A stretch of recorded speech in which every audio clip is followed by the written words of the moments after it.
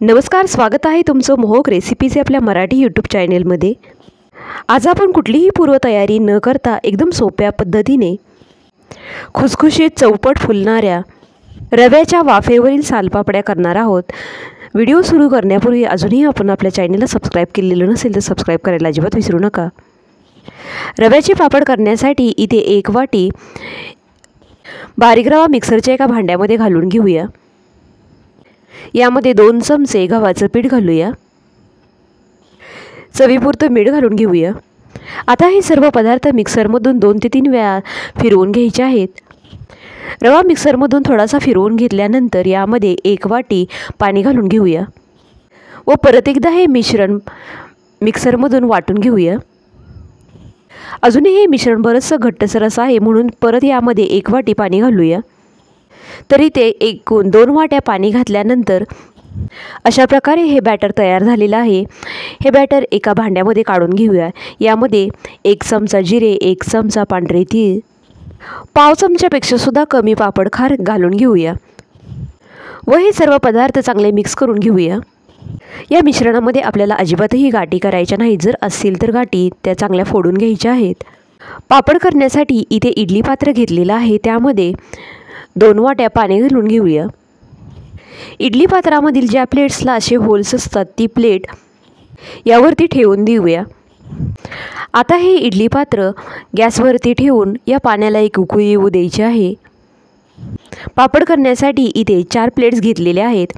या प्लेट्सला तेल वगैरे लावायची अजिबातही गरज नाही। या सर्व प्लेट्समध्ये 1-1 चमचा भरून यातील मिश्रण ओतून घेऊया। या पापडांसाठी तुम्ही बारीक मोठा कोणताही रवा वापरू शकता। तुम्हाला जर खूप जास्त पातळ पापड आवडत असतील तर तुम्ही यामध्ये 1 चमच्यापेक्षा सुद्धा कमी बॅटर घालू शकता। हे बॅटर घातल्यानंतर अशी नुसती प्लेट गोलाकार फिरवून घ्यायची आहे।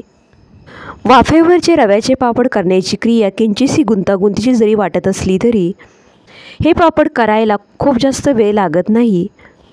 अगदी पटापट उरकले जातात, तसेच पापड चवीलाही खूप छान लागतात। तर अशा प्रकारे इथे मी 4 प्लेट्स रेडी करून ठेवलेल्या आहेत। ह्या 2 मोठ्या आकाराच्या प्लेट्स असल्यामुळे मी यामध्ये थोडंसं जास्त बॅटर ओतत आहे।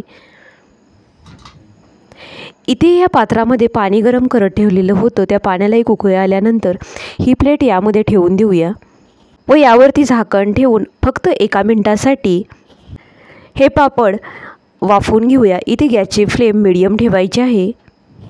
1 मिनिटानंतर प्लेट उलटण्याच्या साहाय्याने काढून इथे या कढईमध्ये थंड पाणी घेतलेलं आहे, त्या पाण्यामध्ये ही प्लेट ठेवून देऊया।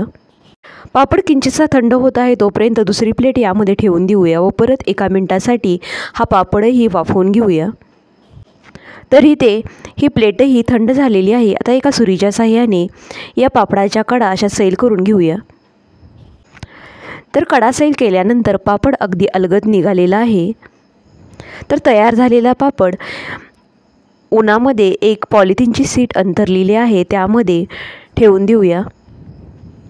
तुम्ही घरामध्येच हे पापड बनवू शकता व नंतर उन्हामध्ये सुकवले तरीही चालू शकतात। अशा प्रकारे राहिलेले सर्व पापड तयार करून घेऊया। तर इथे मी दुसरा पापडही करून घेत आहे। इथे मला 25 पापड करण्यासाठी जवळपास 30 ते 35 मिनिटं लागलेली आहेत। हा तयार झालेला पापडही उन्हामध्ये सुकत ठेवून देऊया।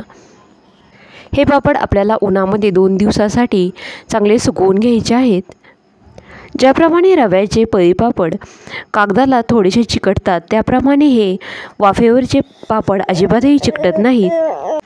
2 दिवसानंतर हे पापड पूर्णपणे सुकलेले आहेत व तुम्ही इथे पाहू शकता एकदम मस्त असे आपले सर्वच्या सर्व पापड बनलेले आहेत। यातील थोडेसे पापड आपण तळून पाहूयात। पापड तळण्यासाठी कढईमधील तेल चांगलं गरम करून घेतलेलं आहे, त्यामध्ये पापड सोडून घेऊया व तुम्ही ते पाहू शकता पापड सोडल्या सोडल्या एकदम दुप्पट तिप्पट फुललेला आहे। यातील एक पापड आपण तोडून पाहूया। तर तुम्ही ते पाहू शकता एकदम छान असा इथे आपला पापड बनलेला आहे। व्हिडिओ पाहिल्याबद्दल धन्यवाद। पुन्हा भेटूयात अशाच एका नवीन रेसिपीसह। तोपर्यंत घरी बनवलेले पदार्थ खा आणि स्वस्थ रहा।